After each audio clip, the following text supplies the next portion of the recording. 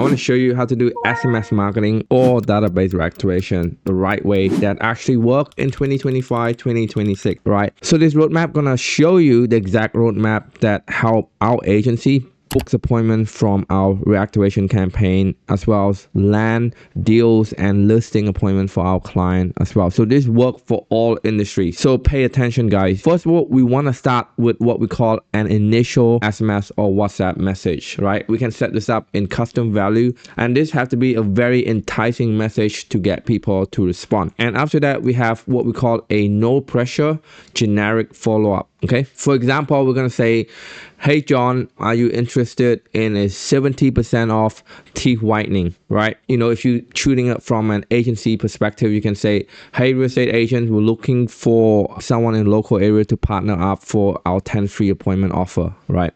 So something along that line, right? This work for every industry, whether you're doing it for your client or you're doing it to get a client. What we find most of the time, guy, is that people doesn't respond to the initial message too much, right? This one will get what we call a 20 to 35% reply rate, but the follow-up is what generate most of the response. Okay, so after that we'll say John question mark, which is like first name question mark, and then we go, are you there, right? So again, no pressure, no paragraph, no salesy text, no salesy email, right? And then what we want to do on this first phase, guy, is to push them for a response. And this message worked for that, right? It worked, right? What happened in our workflow is that the bot, our AI bot here, immediately called them, and we have a bunch of call recording on our YouTube channel. Like I'll play one of it right now. This is Mia with EchoSetter AI. How are you doing today? All right, thank you. Yourself? I'm great. How much time are you realistically able to commit each week? Maybe 1 hour per day, so yeah, let's say 5 hours. Given your challenges with capital and guidance, our program's low startup costs and step-by-step support could be a great fit. How about we book a free call with a specialist to discuss this in detail? Okay. Perfect. The bot will actually call them immediately when they reply, so there's a high chance of them picking up, okay?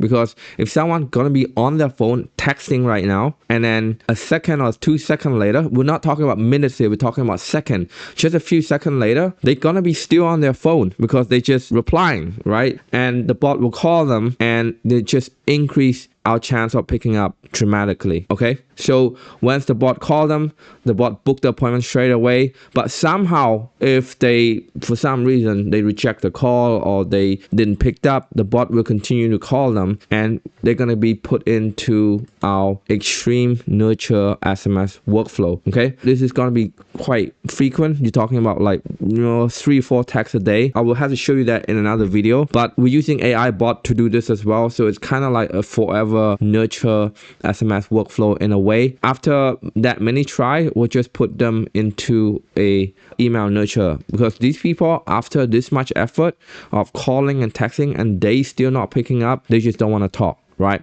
In this case, we just lead them to a very simple, email nurture.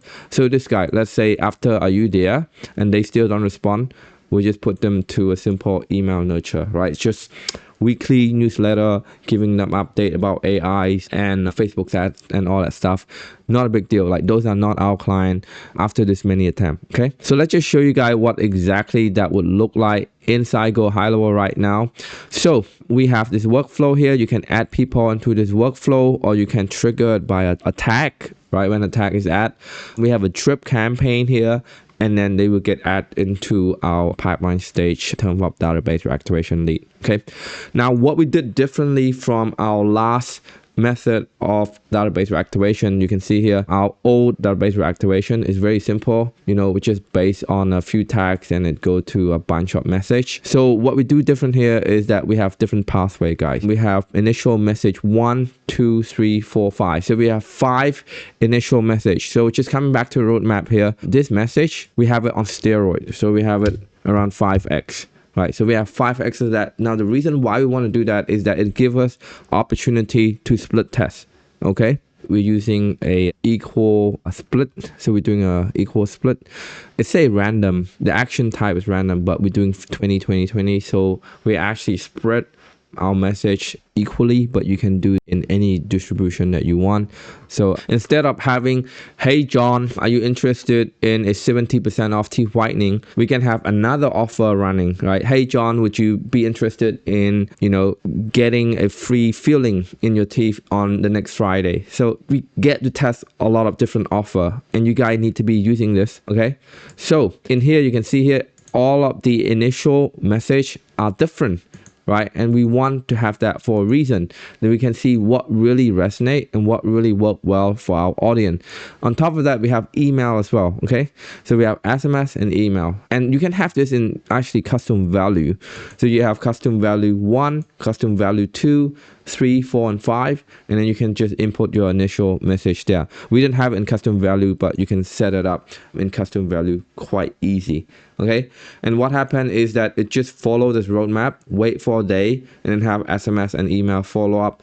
And these are distinct, right? We have it 1 day apart, right? The first name and the and are you there? This is actually the follow up. And after the last one, if they still haven't responded to this stage, we update the pipeline saying, database reactivation failed. So like, we're not gonna try to touch these people anymore. And we add them to an email nurturing campaign, and then we also add them a tag and update pipeline status, right?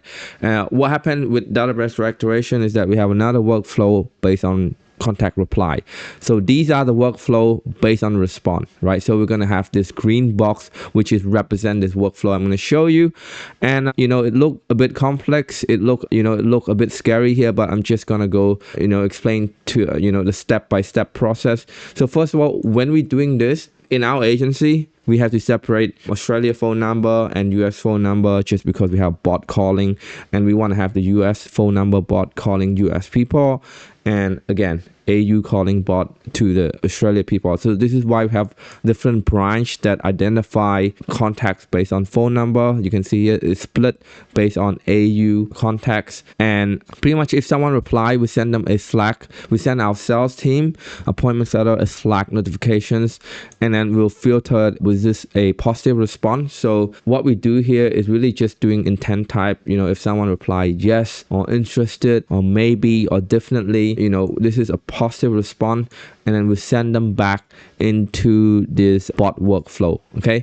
And this bot workflow filters them based on condition, again, based on their phone number, and then we do a country check, we update contacts. Again, we want to make sure that our bot are spending our credit, which is like our fund and our money, to be calling the right people, okay? So when they come in, you can see here, we add them to a AU calling campaign, right? This is just adding people to a workflow, right? Now, if you comment down below, if you want to see what this bot calling workflow look like, just comment the word AI below in the description, and I'll probably make a video about that. But what it do at this stage, guys, because we have a calling bot workflow already set up, we really just check their phone number and update contact field saying this guy have been replying to the database reactivation campaign. Now, pretty much at this stage, when we add them to the calling, we waited 1 hour to see if they have pick up the phone, right? Pick up the phone, and then we wait 5 minutes and we do a bit of condition to see if the appointment is booked or not. So if the appointment is not booked, we continue to add them to the same workflow, so then they would run through the same calling bot again. Again, just to recap onto this really massive workflow. So when they come in, we're gonna filter based on their positive response, which is their intent type. And then we will update our Slack notification channel that notify the appointment setter and the sales team, right? Saying like, if this guy replied positively, they would know, and then they would get added here, and then it will update the contact field and check the country, whether they're from the US or from AU, and then we'll assign the right bot to call those people, and then we'll add them to a calling workflow that have the bot calling them, and then we will check for a post-call status, which decide whether the appointment is booked or not, okay? If you can see here, if the appointment is booked, we kind of finish the workflow right here. But if the appointment is not booked, guys, we just add them to another workflow, which continue to be call, follow-up, and SMS. This is how you actually set up a forever follow-up campaign, guys. It's by having the right condition and the right filter like this, which allow you to separate lead and focus your follow-up effort on chasing the right lead. Again, the AI would do all of this for us, and a lot of it will be automated. This is Vico Kang. If you like this video, make sure you give it a thumbs up and let me know in the comment if you have any other question. Otherwise, I'll see you on the next one.